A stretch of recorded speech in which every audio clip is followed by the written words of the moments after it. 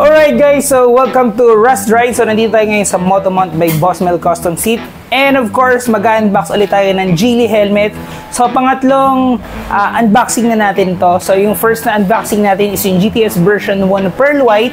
And ito naman is yung circuit. Ito naman yung pang third natin na pang unboxing is yung two-tone o yung pinaka-latest na design ng Geely. Alright. So guys, upon opening guys, check muna natin. So ito yung box niya. Same na same lang siya ng box ng GTS version 1 na mga plain and then yung mga graphics natin. So ito naman guys, medyo kakaiba to kasi ito yung pinakabago ngayon. So meron tayong latest design ng Geely which is yung two-tone. So ang nandito sa atin ngayon is yung kay Jet Li na color. So makikita nyo naman dito, makikita nyo yung color pink and yung lavender color. So yan, start na natin yung unboxing.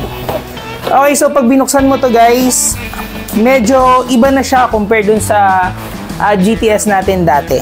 So dito nyo malalaman. Okay, syempre pag binuksan nyo guys, ayan, meron pa rin siyang kasamang dust bag. Importante yung ating dust bag na yan.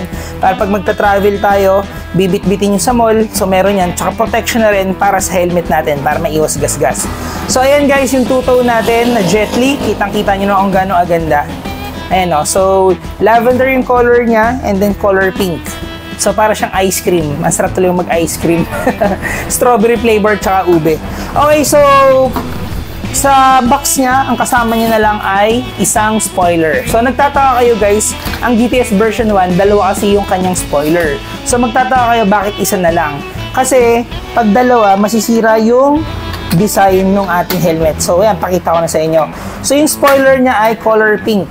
Ayan, may kabit na natin. So nag-complement siya, sobrang bagay.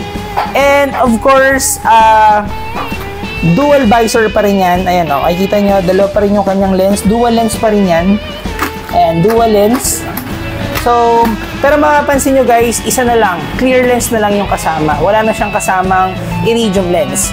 So, wag naman kayong malungkot kasi may bagong nilabas si Geely, which is yung photochromic lens saka yung revo lens. Okay, so, pero yun, pag pinurchase nyo to, syempre, wala na siyang kasama. Pero kung ayaw nyo naman ng clear, pwede naman kayo mag-avail ng mga revo lens. May revo lens na tinatawag, meron din tayong tinatawag na photochromic lens. Ang kagandahan guys, photochromic lens, ano siya, pag tinamaan siya ng UV, nagda-dark siya. So, familiar to sa mga customer na mga may salamin, especially yung mga umu-order ng photochromic lens o yung tinatawag na transition, yung okay guys, so yun, makikita nyo yun. So may mga separate video naman si Geely, pwede nyong pasukin yung kanilang page, makikita nyo sa page nila yung photochromic lens.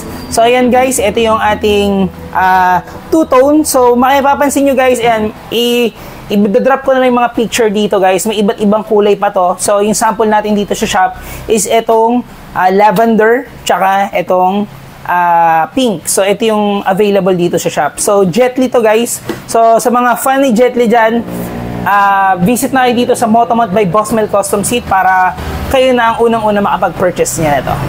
Alright guys, so thank you and ciao!